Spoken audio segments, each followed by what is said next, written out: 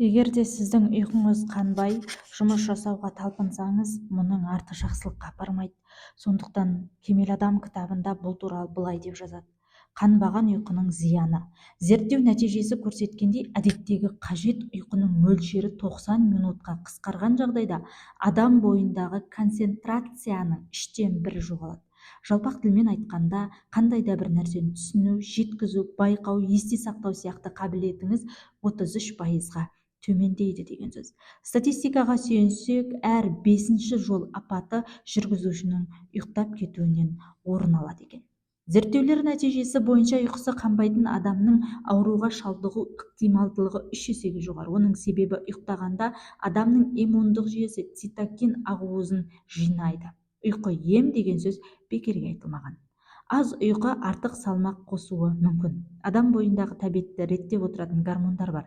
Біріншісі тоюды, қанығуды білдіретін лептин гормоны. Тамақ жегенде осы гормон арқылы қойғаныңызды түсінесіз де жеуді тоқтатасыз.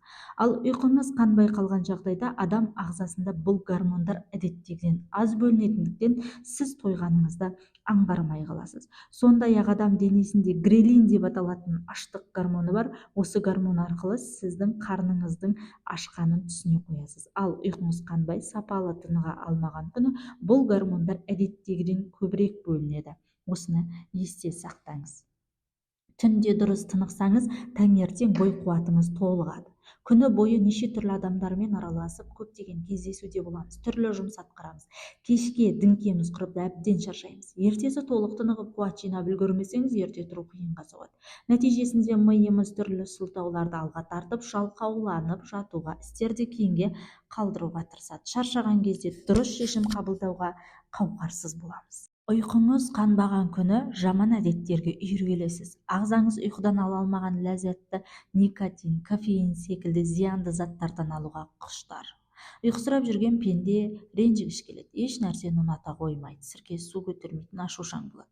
Ұйқысы қанбаған адамның ағзасы дұрыс тынық алмағандықтан түр әлпеті сұрықсызданып, беті, көзінің айналасы домбыға бісіп кететін болады. Уақтылы ұйықтамаған адамның терісі қыртыстанып, ерте қартаяды. Сондықтан уақыт режимін бұзбай, міндетті түрде ұйқыңызды қандырыңыз.